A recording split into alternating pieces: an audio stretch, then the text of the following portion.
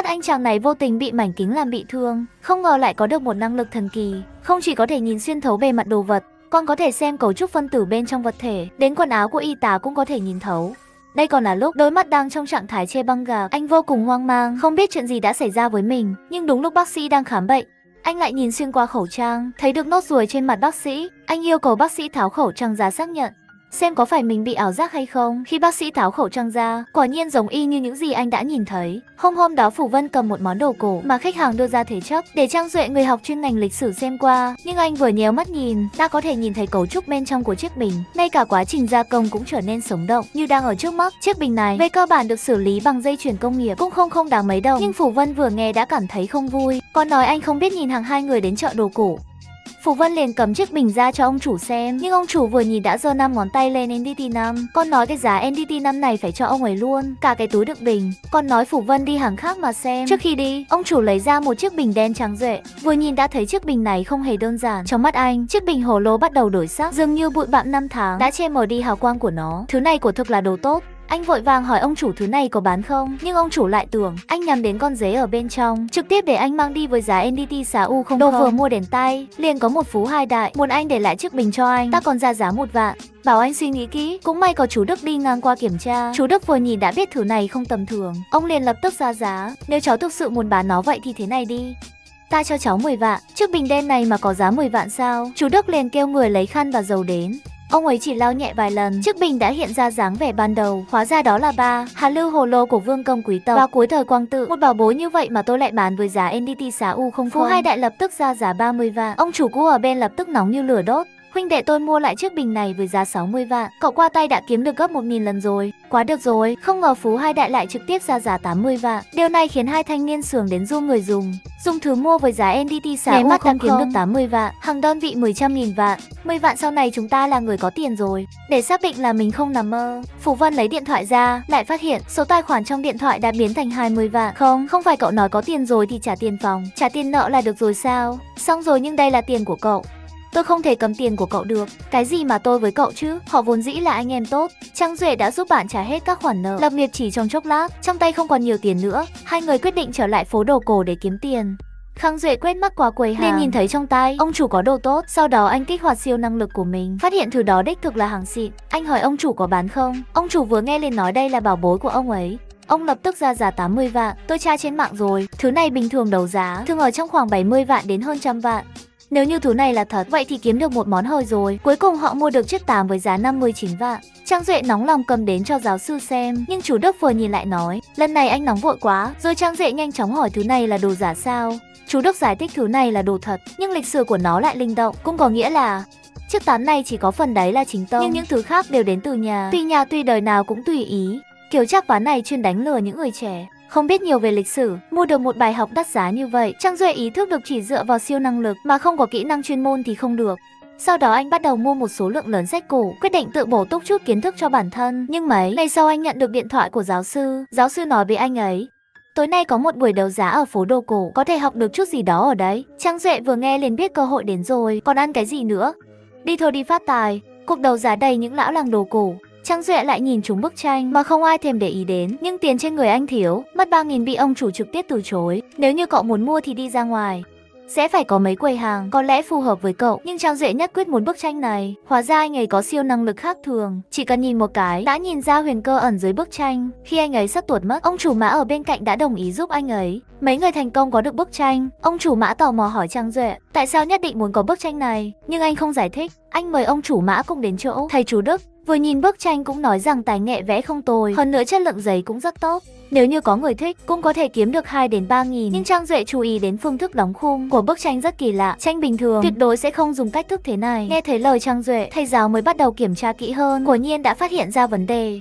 Dưới những thao tác của chú Đức, vốn dĩ chỉ có một bức tranh thì giờ đã biến thành 2. Hóa ra, bức tranh này được đóng khung theo dạng tranh dấu, tranh hàng nhái. Bên trên được thiết kế đặc biệt để bảo vệ bản gốc. Bên dưới, bức tranh bên dưới chính là bút tích của Đường Bá Hổ. Phủ Vân hỏi giá trị thật của bức tranh. Đã nhiều năm nay, không thấy tranh của Đường Bá Hổ được đấu giá, ít nhất cũng phải hơn 1000 vạn.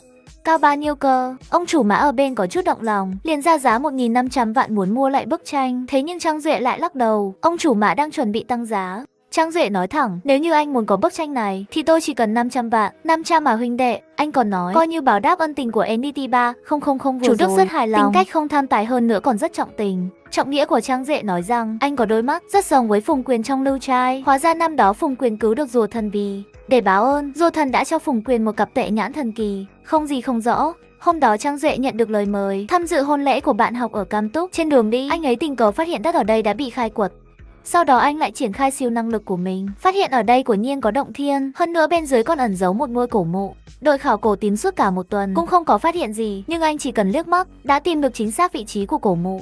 Họ liền mời Trang Duệ tham gia. Vừa vào cửa họ đã phát hiện tranh tường ở đây được bảo quản rất tốt, không có dấu hiệu oxy hóa hoặc phai màu, chứng tỏ chưa từng có ai đến đây. Nhưng ngay khi đi qua một đường hầm, nữ cảnh sát không cẩn thận dẫm vào cơ quan. Trang Duệ lại triển khai siêu năng lực, phát hiện nơi đây có rất nhiều cạm bẫy nguy hiểm. Anh vừa kéo nữ cảnh sát đi thì toàn bộ ám khí đều lao ra.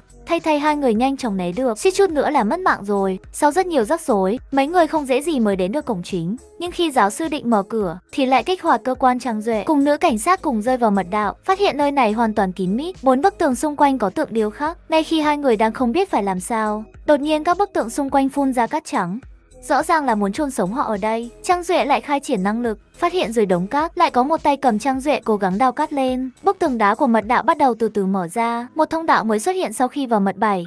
Mọi người đều kinh ngạc, nơi đây chứa đủ các loại đồ cổ lớn nhỏ, còn có một chiếc chuông thời cổ. Rõ ràng đây có lẽ là phòng chủ mộ, nhưng có đoàn khảo cổ học ở đây. Trang Duệ cũng chỉ có thể nhìn qua. Nhưng trùng hợp là đây chính là mộ của Phùng Quyền, sở hữu Hoàng Kim Đồng, hơn nữa còn tìm được sách tre ghi chép thông tin liên quan đến Hoàng Kim Đồng của Phùng Quyền. Trang Duệ kìm nén sự vui sướng trong lòng, trở lại mặt đất, cậu lặng lẽ tìm giáo sư, muốn xem những bức ảnh ghi chép về Hoàng Kim Đồng. Giáo sư dù không biết gì, nhưng vẫn vui vẻ đồng ý yêu cầu của anh bây giờ. Đối với anh mà nói, đây chắc chắn là một bảo vật. Trang Duệ làm theo như hướng dẫn trong sách, cố gắng tập trung phóng tầm mắt ra xa, lại phát hiện Hoàng Kim Đồng của mình lại có thể nhìn thấy đồ cách xa cả 100 cây số. Hơn nữa, còn có thể khiến những thứ anh nhìn thấy dừng lại, từ đó tiến hành phân tích năng lực Hoàng Kim Đồng. Có được một bước tiến nhảy vọt. Ngay khi anh đang cảm thấy đắc ý thì phía bên Phủ Vân lại gây họa. Thanh niên nghèo giả giàu tham gia đấu giá, nhưng lại không cẩn thận đụng vỡ một chiếc bình có giá trị, nhưng ông chủ lại nói đây là của người khác gửi nhờ, bắt buộc phải bồi thường theo giá bán. Phủ Vân nghe nói đây là đồ từ thời chiến quốc, vội vàng hỏi ông chủ thời chiến quốc này có đồ gốm sao? Thời chiến quốc thì làm sao có đồ gốm được, nó chính là công nghệ thời hiện đại. Phủ Vân vừa nghe là đồ hiện đại thì mừng muốn chết, vui vẻ nói mình sẽ bồi thường theo giá trị. Nhưng khi ông chủ lấy hợp đồng ký gửi ra, Phủ Vân liền chết lặng tại chỗ. 200 vạn ông chủ, tiền ông đang đùa tôi sao? Rõ ràng ông đang muốn hại tôi có phải không? Vậy mà cậu cũng nhìn ra gặp vận xui như vậy. Anh liền kể chuyện này với anh em tốt Trang Huệ. Hôm sau hai người lại đến tiệm đồ cổ vì để báo thù cho anh em tốt. Trang Huệ trực tiếp dùng 200 vạn cược với ông chủ, nói trong vòng 1 giờ có thể chọn ra những món đồ có giá trị nhất trong cửa hàng. Nếu như không chọn ra được thì sẽ chuyển cho ông chủ 200 vạn. Nếu như chọn ra được thì phải miễn phí món đồ đó.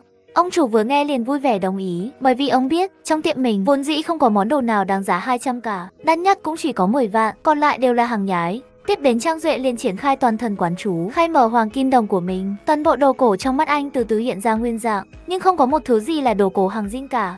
Trang Duệ đi một vòng cũng không tìm thấy được thứ gì có giá trị cả. Ông chủ ở bên còn chế giễu anh mau tranh thủ thời gian ông chủ tiền, nhưng thứ ông bày trên tủ đều là thể loại gì, trong lòng ông không rõ ràng sao.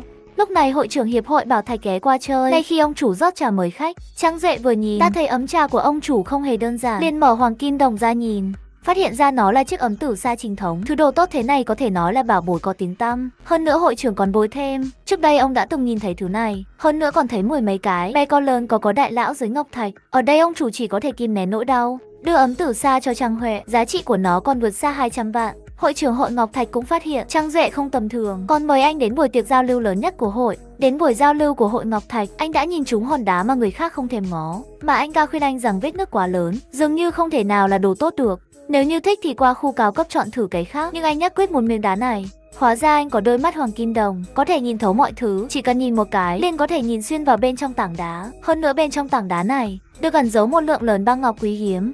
Nhưng Phú Hai Đại lại chế nhạo anh, không có tiền thì đừng đến đấu giá, nơi này không có thứ gì để nhặt, như chợ đồ cổ đâu đến cả. Chủ tịch hiệp hội cũng khuyên anh cơ hội tìm được ngọc tử loại đá này là rất thấp, kêu anh chọn lại một viên đá có màu sắc tốt hơn. Nhưng Trang Duệ vẫn kiên quyết với lựa chọn của mình.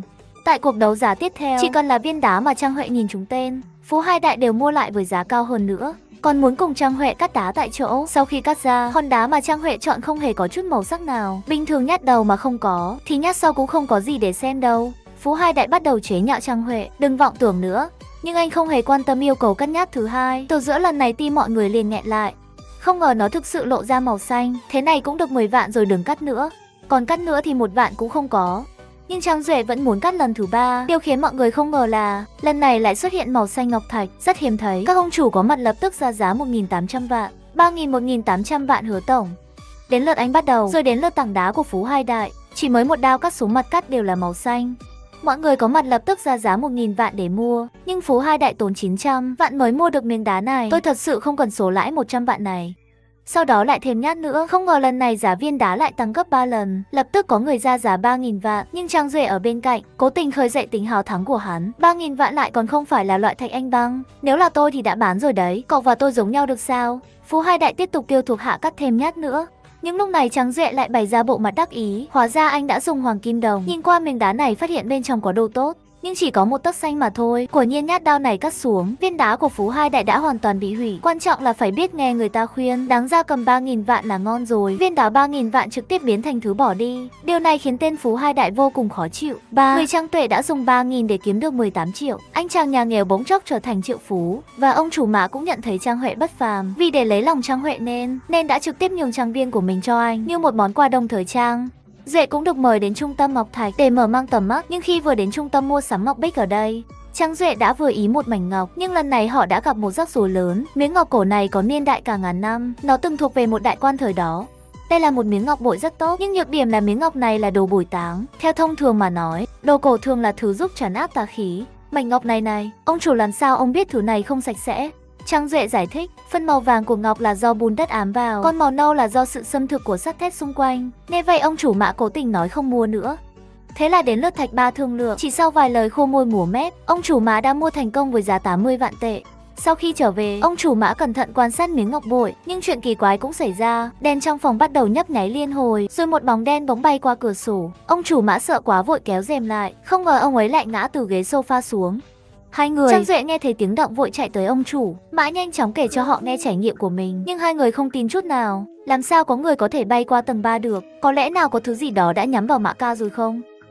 Sau đó mọi người kết luận chắc chắn là do miếng ngọc bội không sạch sẽ. Nhưng ngành đồ cổ có quy định là mua rồi thì sẽ không được trả lại. Nhưng Thạch Ba lại nói có thể thương lượng hoàn lại một nửa tiền. Nhưng khi mang ngọc bội tới chỗ cũ, ông chủ chỉ bằng lòng hoàn lại 10 vạn. Ông chủ có giá 80 vạn, ông lại chỉ trả có 10 vạn. Cũng quá ít rồi đấy. Sau đó Trang Duệ nói thẳng, đèn trong phòng hôm qua đã bị động tay động chân, và bóng đen trên ban công là do phòng bên cạnh làm ra. Bên đó cũng đã trả phòng vào lúc nửa đêm. Nhưng ông chủ không hề thừa nhận. May thay, bạn của Trang Duệ đã điều tra được miếng ngọc bội này, phát hiện ra hơn 50 người đã trả lại hàng chỉ trong 1 năm, và ông chủ đứng sau cửa hàng này là Thạch Ba. Lúc đó Mã ca mới nhận ra chính người anh em tốt đã gài bẫy mình. Hiện tại tôi sẽ không xử anh chờ đấy, khi anh trở về Bắc Kinh, tôi sẽ cho anh biết tay trở lại khách sạn. Trang Duệ bị chủ tịch hiệp hội Ngọc Thạch kéo đi ăn tối, nhưng anh phát hiện ra ở đó có cả Phú Hai Đại Hứa Vĩ. Hứa tổng còn cố ý đưa ra một tượng ngọc để thử. Trang Duệ quan trọng là một đại hiền giả, thứ này có lẽ dùng để khen ngợi Hứa tổng là người công chính, vô tư, trọng hiền lập gia, mang lại ý nghĩa tốt lành. Những lời này như giáng thẳng vào mặt Hứa tổng. Sau bữa tối, Hứa Vĩ liền phái người đến để giết Trang Duệ. Anh ấy có hoàng kim đồng nên đã nhận ra người này trong nháy mắt, nhưng người này còn có chút lương tâm. Anh ta cảnh cáo Trang Duệ đừng hỏi nhiều thêm nữa.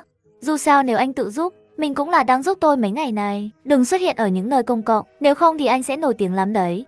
Sau đó anh ta rời đi. Quả nhiên, khi không có trợ giúp từ siêu năng lực của Trang Duệ, Mã ca rất nhanh đã gặp một rắc rối lớn. Khi tham dự một cuộc đấu giá, anh ấy đã bị lừa. Anh bị gian thương lừa gạt mua một viên đá với giá cao. Khi cắt một nhát xuyên qua viên đá, lại không có chút ngọc thạch nào cả. Thạch liệu tốt như thế mà lại không có màu xanh. Sau đó Mã ca đổi mặt và cắt lại, kết quả vẫn không có màu xanh. Bây giờ đường cắt cả hai bên đều không có màu xanh, mảnh vật liệu này coi như phế rồi. Hai người bất lực liền liên lạc với Trang Duệ. Được rồi, Trang Duệ lặng lẽ đến tận nơi. Anh vừa nhìn là đã biết ngay đây là một vụ lừa đảo, chắc chắn không phải là đá ở Hậu Giang. Sau đó anh lại mở hoàng kim đồng, phát hiện có khói xanh phát ra từ hòn đá, có lẽ vẫn còn hy vọng. Sau đó mọi người cắt theo hướng Trang Duệ nói, quả nhiên đã xuất hiện màu xanh. Điều này khiến trái tim Mã ca cảm thấy nhẹ nhõm, anh đã may mắn bảo vệ được số vốn mình đã đầu tư. Điều này khiến Mã ca càng ngưỡng mộ tài năng của Trang Duệ hơn. Sau đó Trang Duệ tận dụng khả năng của hoàng kim đồng, lấy bút ghi lại tất cả viên đá chứa phỉ thúy sắp được bán đấu giá. Hứa Vi đã phát hiện ra sự hiện diện của Trang Tuệ. Hắn biết rằng Trang Huệ có khả năng siêu phàm. Hắn sợ rằng việc mình thao túng đằng sau cuộc đấu giá sẽ có khả năng bị Trang Huệ tin ra. Hắn liền cử người bí mật trộm đi cuốn sổ của Trang Huệ. Hứa Vĩ nhìn vào cuốn sổ của Trang Huệ thì rất hài lòng, nhưng hắn đã nuốt lời và không muốn trả tiền cho Bành Phi. Biết được bộ mặt thật của Hứa Vĩ, Hành Phi muốn đầu quân cho Trang Duệ. Trang Duệ niệm tình, Bành Phi trước đó đã thả mình đi thế là liền vui vẻ đồng ý. Sau đó cả hai bí mật lẻn vào văn phòng của Hứa Vĩ. Cả những người trúng thầu lần này đều được thay thế thành Mã Ca. Hứa Vĩ nghĩ rằng mình chắc chắn sẽ chiến thắng, nhưng không ngờ người trúng thầu lại là Mã Ca. Làm sao hắn biết được, con mồi hiện giờ đã trở thành thợ săn. Sau đó Trang Duệ phát hiện một viên đá cực phẩm, anh dùng hoàng kim đồng gió xếp bên trong, không ngờ lại là hồng ngọc vô giá để đánh vào mặt tên Hứa Vĩ. Họ quyết định mở đá tại chỗ. Chỉ với nhát cắt đầu tiên, bên trong đã hiện ra hồng ngọc trăm năm khó gặp. Mọi người có mặt đều rất kích động. Nếu là một vòng tay thì cũng có giá cả 10 triệu ôi. Ông trời ơi, có người ra giá 40 triệu để mua viên đá này. Ngay tại chỗ không ngờ Hứa Vĩ lại đi qua. Ngạo mạn đưa ra 70 triệu để mua đá, còn nói rằng được Hứa ra, nhìn chúng là vinh hạnh của họ, đừng có không biết điều. Nhưng Mã Ca thế nào cũng không bán cho hắn. Thay vào đó anh lại bán cho Tần tiểu thư với giá thấp hơn, thành công đuổi Hứa Vĩ rời đi để cảm ơn Trang Duệ. Cha của Tần Huyên bằng đích thân đến cảm ơn, ông cũng đưa ra một lời mời cho Trang Duệ để anh ấy làm cố vấn cho Tây Hoàng Châu Báu. Sau đó ông còn lấy ra 10% cổ phần để anh ấy đi cùng đến buổi đấu giá tại Myanmar. Đây là một trong những vùng sản xuất ngọc lớn nhất. Trang Duệ vừa đến hội đấu giá đã có thể nhìn ra chất lượng của đá ở đây. Chúng cao hơn một bậc so với đá trước đây anh thấy. Hơn nữa, trong số đó có một hòn đá chứa phỉ thủy tím cực phẩm. Trong khi anh ấy đang quan sát, một phu nhân đã nhờ anh giúp đỡ và cho mình một lời khuyên. Trang Duệ cho bà ấy lời khuyên và rời đi. Trang Duệ xem xét lại tất cả đá tại cuộc đấu giá. Anh ấy nói với Tần tổng rằng ông phải lấy được viên số 129. Viên đá đó tôi cũng có ấn tượng, chính là viên đá sẫm màu. Đúng không đúng, nhưng bề ngoài của viên đá đó không nổi bật lắm. Mặc dù nó trông bình thường, nhưng trong xương liễu lại có màu tím và nó cũng có lẫn ánh vàng. Vì vậy khả năng cao sẽ chứa ngọc phỉ thủy tím cực phẩm. Trước khi ra giá, phu nhân nọ hỏi chuyên gia xem viên đá số 129 như thế nào, nhưng chuyên gia không nhìn ra giá trị của nó. Tân tổng cuối cùng cũng lấy được viên đá số 129. Nhưng ngay khi Trang Duệ quay lại, anh lại thấy phu nhân giàu có ngồi ở hàng ghế đầu. Đó chính là Hồ Dung, bà chủ lớn nhất trong ngành ngọc thạch ở Myanmar. Để có thể thể hiện tại cuộc đấu giá, Tân tổng quyết định mở đá công khai. Quả nhiên ngay lần cắt đầu tiên, viên đá số 129 trông có vẻ phổ thông này đã để lộ ra phỉ thủy tím cực phẩm. Viên đá số 129 trong tầm thường này lại có thể chứa phỉ thủy tím, sao giá thị trường cũng phải hơn 100 triệu. Không chỉ vậy, làm thành đồ trang sức nó sẽ tăng gấp nhiều lần. Và dưới ánh mắt lão làng của Hồ tổng, bà cũng nhìn ra không phải là Tân tổng may mắn mà đều là nhờ người trẻ tuổi bên cạnh ông ấy. Vì vậy sau khi cuộc đấu giá kết thúc, bà không nể mặt Tân tổng mà trực tiếp mời chào Trang Duệ. Chàng trai trẻ này, cậu có hứng thú đi tham quan mỏ ngọc của tôi không? Tôi đừng lo lắng về điều đó. Tân tổng là người rất có phong độ, ông ấy sẽ không ngăn cản cậu kết bạn với người khác, đâu phải không? Tổng mời mấy người Trang Duệ đến thăm mỏ ngọc của mình. Ngay khi họ vừa xuống xe, Trang Duệ ở trong khu mỏ bỏ hoang gần đó đã phát hiện một mảnh ngọc nhỏ. Đối mặt với mỏ ngọc bị bỏ hoang suốt 10 năm, Trang Duệ lại có thể nhìn xuyên đá núi chỉ bằng một liếc mắt, và toàn bộ dãy núi đều toàn là hồng ngọc vô giá. Anh nhanh chóng đến gặp Hồ tổng và khuyên bà đừng bán mỏ, anh ấy khẳng định bà sẽ phát tài trong tương lai. Nhưng Hồ tổng chỉ dựa vào lời nói của anh, vẫn không dám mạo hiểm. Trang Duệ bình tĩnh bày tỏ quan điểm của mình. Hóa ra anh ấy đã phát hiện ra mẫu đá gốc từ lâu, nó rất giống với các mẫu trong phòng thí nghiệm. Nhưng nhóm của bà đã nghiên cứu suốt 10 năm mà vẫn chưa tìm được gì, lại còn khiến mẫu đá ban đầu lạc ra bên ngoài. Điều đó nói lên một vấn đề, mẫu đá ban đầu đã cắt ra một miếng phỉ thủy tím. Đây là một tin tức cực kỳ tốt, nhưng vì sao lại không được báo cáo, thay vào đó lại còn đánh mất nó? Hồ tổng lập tức hiểu chuyện gì đã xảy ra, có người không muốn tôi biết được điều đó. Lúc đó bà mới nhận ra, bảo sao người mua mỗi ngày đều thúc giục bà bán mỏ. Sau đó Trang Duệ đề xuất phát triển mỏ cùng với Hồ tổng, bà ấy đồng ý ngay lúc này. Trang Duệ nghi ngờ có thể cánh tay phải của bà ấy đã lừa dối bà, nhưng Hồ tổng không tin. Bà sai người của mình tìm Lão Châu đến đối chất, nhưng vẫn muộn một bước. Con gái của Hồ tổng nói với Lão Châu những gì, Trang Duệ phát hiện, vẻ mặt ông ta lập tức trở nên nghiêm túc. Ông ta muốn con gái Hồ tổng đi điều tra cùng mình. Sau đó cả hai liền biến mất. Trong lúc Hồ tổng còn đang lo lắng, bà đã nhận được cuộc gọi từ người mua mỏ. Sau đó bà mới biết Hồ Vân đã bị bắt cóc và đối phương yêu cầu bà lập tức ký hợp đồng bán mỏ. Mọi người liền lập kế hoạch giải cứu Trang Duệ và nữ cảnh sát giả thành khách đánh bạc. Để do thám, Trang Duệ dùng hoàng kim đồng càn quét sòng bạc và đã thu hút thành công chủ sòng bạc đến đánh bạc với mình. Cảnh sát nhân cơ hội hóa trang thành phục vụ, đi tìm kiếm tung tích của Hồ Vân. Chỉ sau vài chiêu, cô đã hạ gục tên canh cửa và giải cứu thành công Hồ Vân. Hồ tổng thì nhân cơ hội trì hoãn người mua. Ngay khi kế hoạch của họ thành công, Lão Châu ở một bên đã chú ý đến Trang Duệ và Hồ Vân còn chưa kịp trốn thoát. Họ vừa lên xe và chuẩn bị rời đi, một nhóm côn đồ đã vội vàng đuổi theo. Khi đang chạy trốn, Trang Duệ vô tình bị bắn vào đùi để không bị liên lụy. Trang Duệ bảo Hồ Vân trốn đi trước, còn anh ấy sẽ thu hút sự chú ý của kẻ địch. Chứng kiến con gái trở về, Hồ tổng cuối cùng cũng thở ra một hơi. Nhưng khi biết được Trang Duệ đang gặp nguy hiểm, thái độ của Hồ tổng liền thay đổi 180 độ. Nào đừng có vội ngồi xuống trước đi. Hồ Tổng nói rằng không muốn xung đột với băng đảng địa phương. Hai huynh đệ tức giận đành phải tự mình giải cứu Trang Duệ. Nữ cảnh sát đang chạy trốn cùng Trang Duệ. Vì Trang Duệ đã quá yếu nên cô liền giấu anh ấy đi. Nữ cảnh sát quyết định thu hút sự chú ý của đám băng đảng. Nhưng võ công của Cao vẫn không đấu lại súng. Nữ cảnh sát bị đánh ngã xuống đất. Nhưng cô không muốn Trang Duệ ra ngoài. Cuối cùng nữ cảnh sát bị chúng bắt đi. Còn Trang Duệ cũng gặp được hai anh em tốt. Để giải cứu nữ cảnh sát, ba người họ đã đến lãnh thổ của băng nhóm. Với sự giúp đỡ của siêu năng lực, Trang Duệ vốn luôn yếu đuối lại có thể dễ dàng nhìn thấu hành động của người khác. Chỉ vài chiêu anh đã hạ gục hai tên canh cửa, giải cứu thành công nữ cảnh sát. Nay khi họ tưởng mình đã an toàn thì lại bị đám băng đảng chặn đầu bao vây.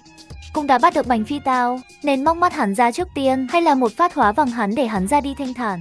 Đây tất cả bọn họ đều bị bắt. Tên trùm biến thái muốn mấy người họ cùng chơi có quay ngang. Mọi người thay phiên nhau bắn nhưng đều không có đạn. Nhưng ngay khi đến lượt Trang Duệ thì Tần Nguyên Băng đã đến kịp lúc.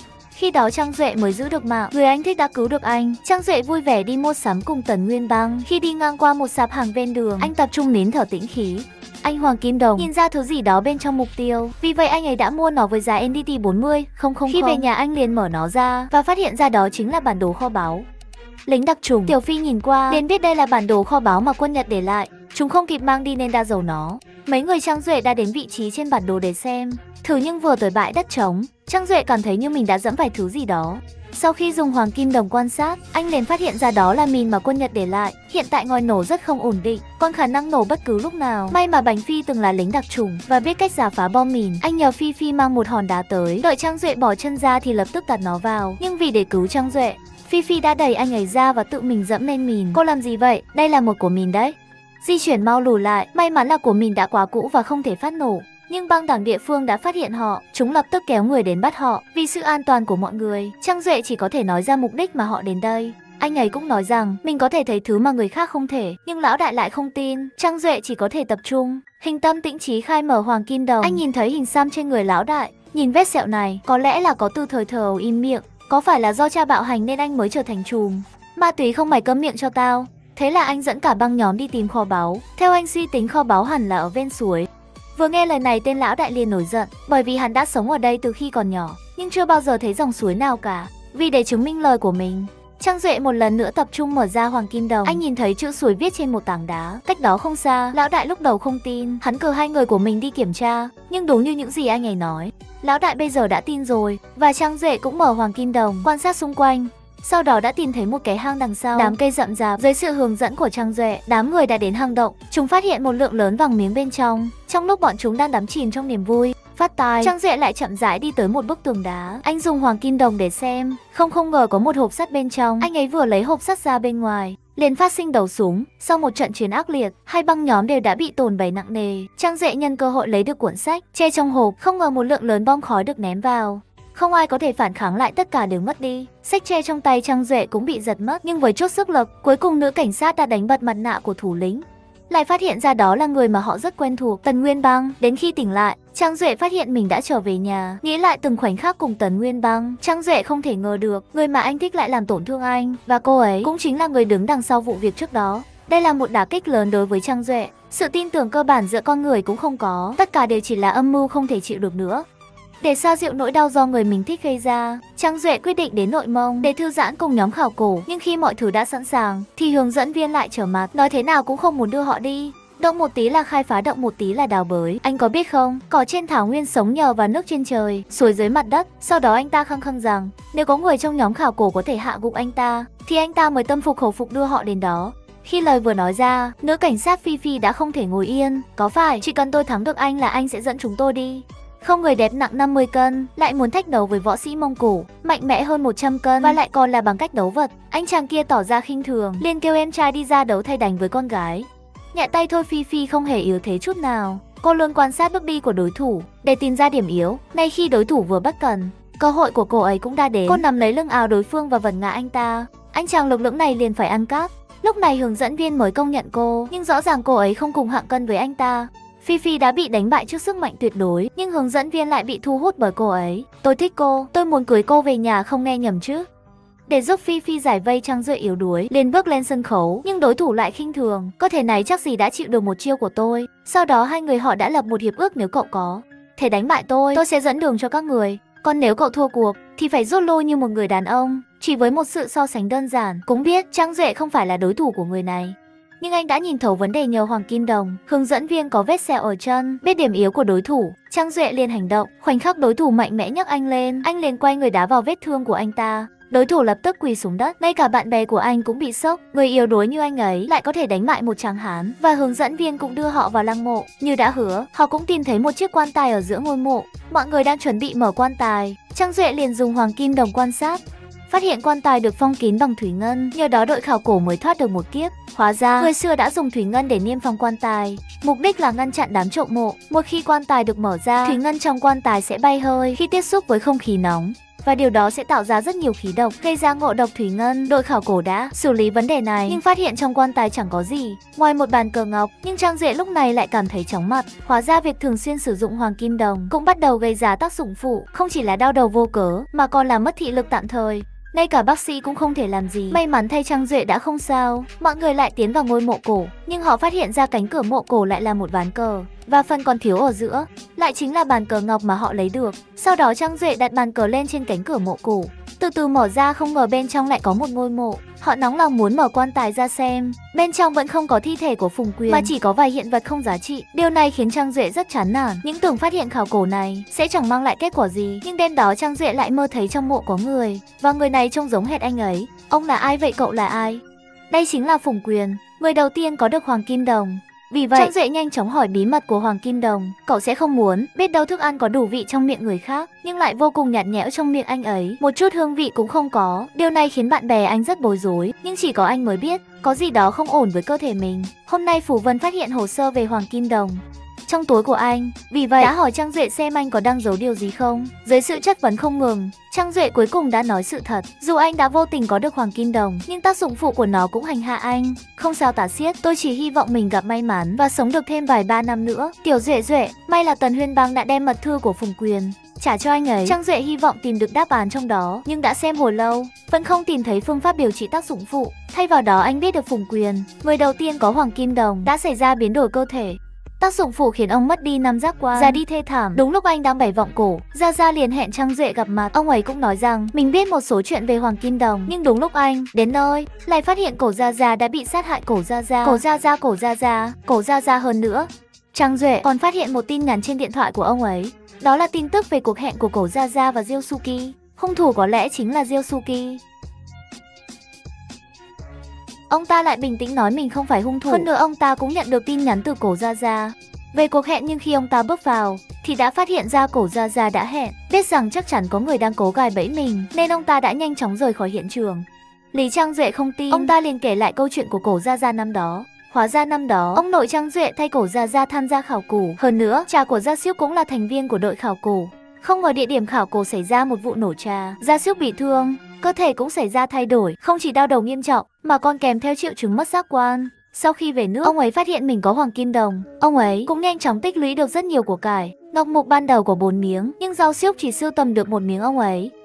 Nhờ Trang Duệ tìm ra điều gì đặc biệt ở ngọc mục, Trang Duệ lập tức tập trung tinh thần mở ra Hoàng Kim Đồng. Chất lượng của miếng ngọc mục này rất bình thường, nhưng bí mật lớn nhất chính là vật chất đen bên trong. Nó là vật chất tới từ thiên thạch, giờ đã trở thành một thể với ngọc mục, không có gì đặc biệt. Nhưng một khi ngọc mục vỡ ra, thiên thạch sẽ tiếp xúc trực tiếp với không khí và giải phóng một lượng lớn bức xạ mạnh. Nó cũng kích thích dây thần kinh não của con người. Hoàng Kim Đồng của Trang Duệ có thể nói là siêu năng lực, cũng có thể nói là một căn bệnh trong cơ thể. Kết quả cuối cùng là sẽ dẫn đến cái chết. Giao Siêu cũng tìm được nhật ký của cha mình. Chỉ có cách tìm ra sự thật năm đó mới có thể làm sáng tỏ bí mật của Hoàng Kim Đồng. Để tìm cách khắc phục tác dụng phụ, Trang Duệ và nhóm của anh ấy đã đến khu vực sa mạc Cam Túc Bành Phi. Từ thời làm lính, tình cờ có một người bạn ở đây.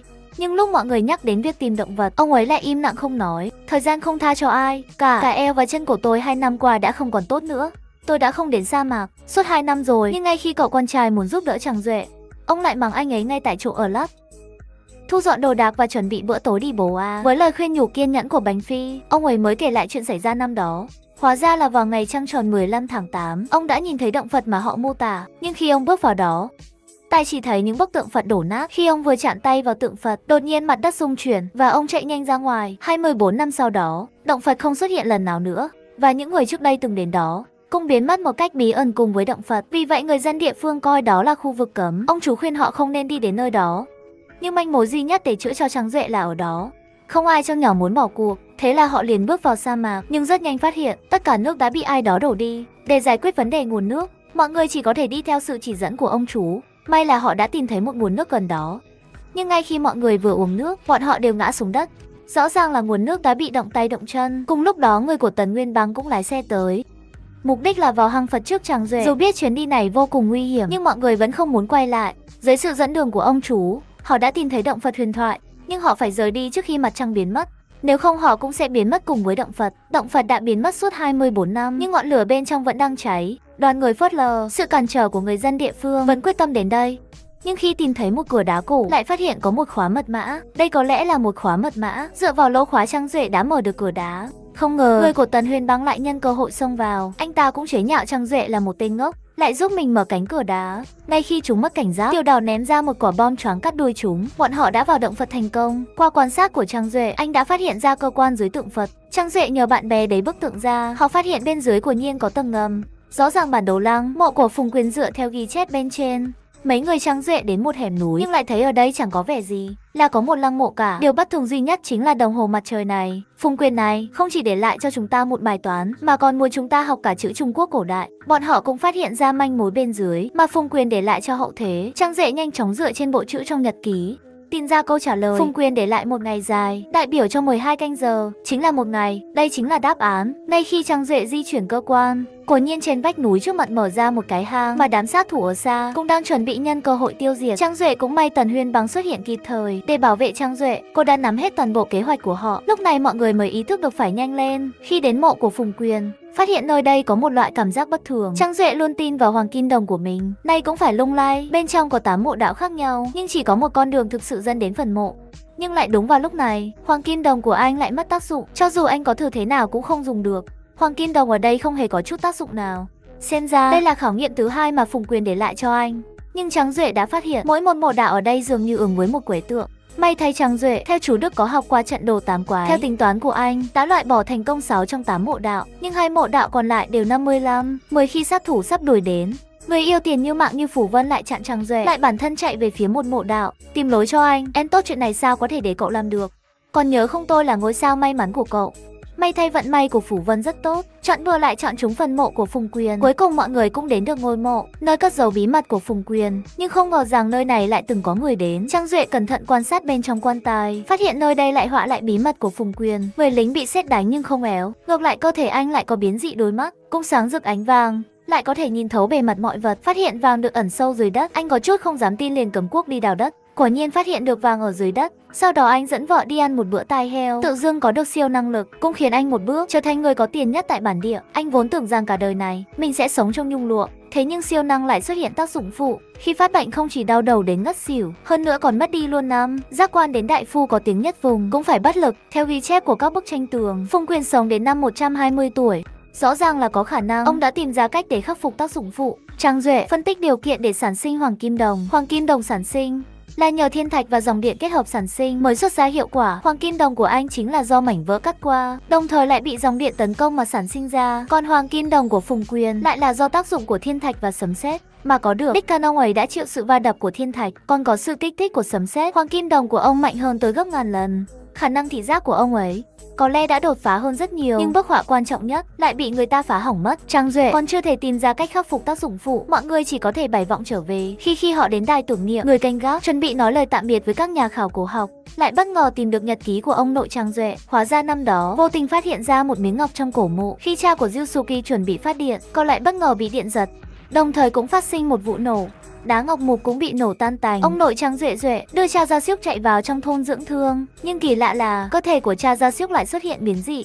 Đôi mắt biến thành sắc vàng, con có thể nhìn thấy dưới đáy giếng đã khô cạn nhiều năm có nước. Ông nội Trang Duệ có chút nghi ngờ, nhưng khi ông đào đất đi xuống, quả nhiên phát hiện bên dưới giếng có nước chảy.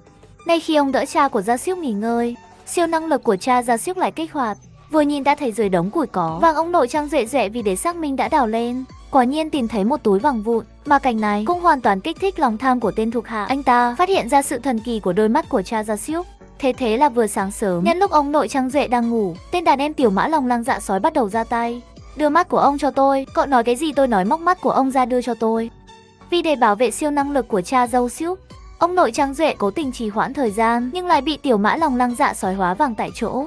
Từ đó tên này cũng không rõ tung tích. Vì để tìm ra hung thủ năm đó đã sát hại, ông nội Trang Duệ tìm đến chú Đức để hỏi. Còn kể về trải nghiệm sau khi họ đi vào sa mạc, những đội viên đội khảo cổ đều chụp ảnh với nhau. Sao đúng vậy, nhưng chú Đức vừa nhìn, thần sắc liền có chút không tự nhiên, sau đó còn nhắc nhở Trang Duệ nếu không tìm thấy trong ảnh chung, vậy thì có khả năng là người chụp ảnh. Lúc này Trang Duệ mới tỉnh ngộ. Sau đó, nữ cảnh sát cũng bắt đầu đi tìm quê của tên thuộc hạ kia, phát hiện tên đàn em năm đó sát hại ông nội Trang Duệ đã chạy tới Lan Châu, hơn nữa còn mở xưởng chế tác ngọc bích. Trùng hợp hơn nữa là họ đã tra ra Tiểu Mã có liên quan với Tần Tổng, nhưng Tần Tổng kiên quyết phủ nhận, còn nói là đã lâu quá rồi, đã quên chuyện năm đó từ lâu rồi. Cảnh sát đột nhiên nhúng tay vào, khiến Tần Tổng vô cùng lo lắng. Thế là ông bí mật hẹn gặp lão Mã để thương lượng.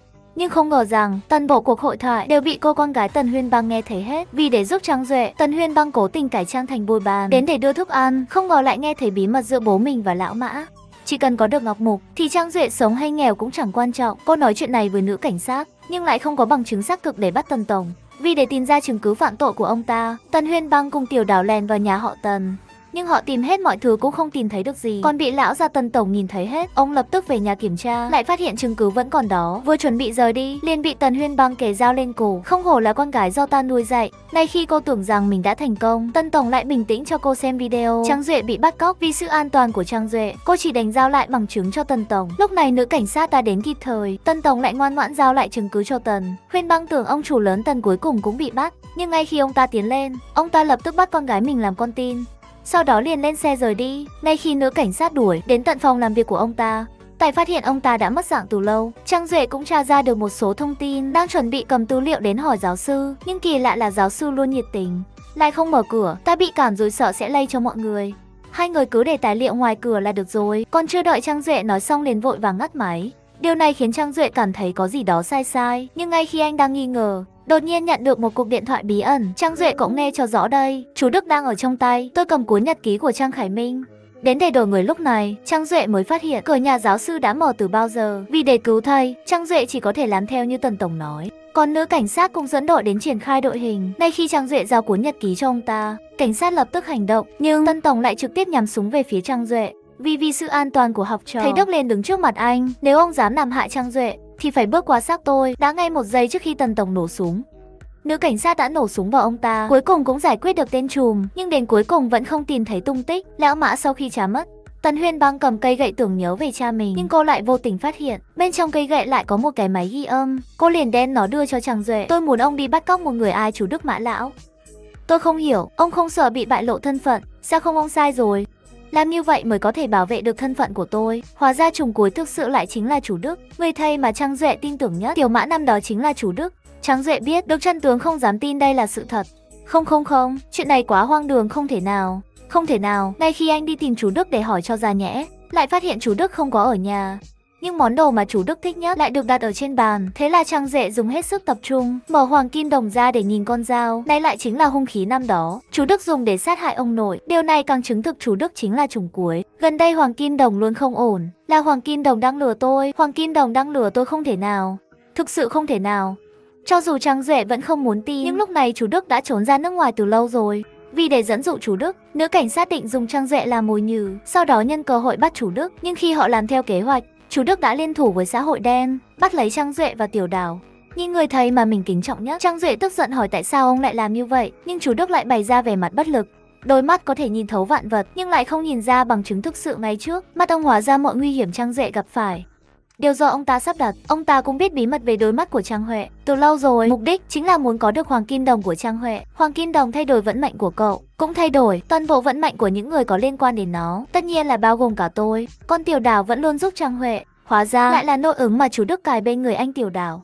Chú Đức nhờ bác sĩ ghép mắt của sinh viên cho mình, nhưng bác sĩ lại áy náy lương tâm, sống chết cũng không chịu làm phẫu thuật. Chú Đức lại giao nhiệm vụ này cho học trò của bác sĩ, còn hứa nếu hoàn thành sẽ cho anh ta một món tiền lớn.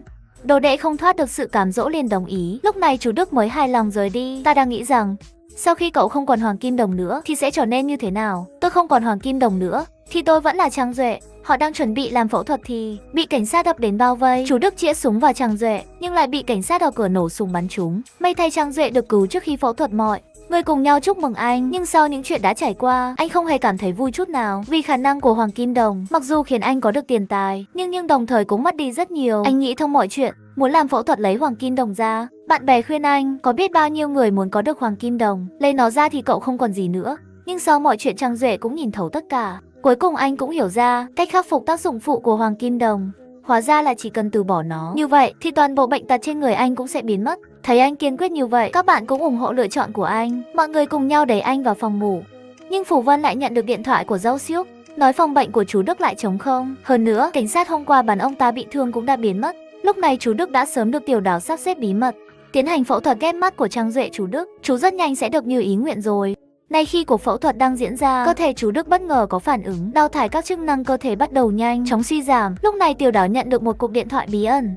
Phẫu thuật không mấy thuận lợi nhưng đừng lo lắng, tôi sẽ mang được Ngọc Mục về cùng. Lúc đó, bên phía Trang Duệ cũng xảy ra chuyện hoàng kim đồng. Đến đây là kết thúc nhưng vẫn còn những tình tiết chưa được làm rõ. Có lẽ sẽ có phần 2. Hẹn gặp lại các bạn ở video tiếp theo. Các bạn hãy đăng ký kênh và like video này giúp mình nhé.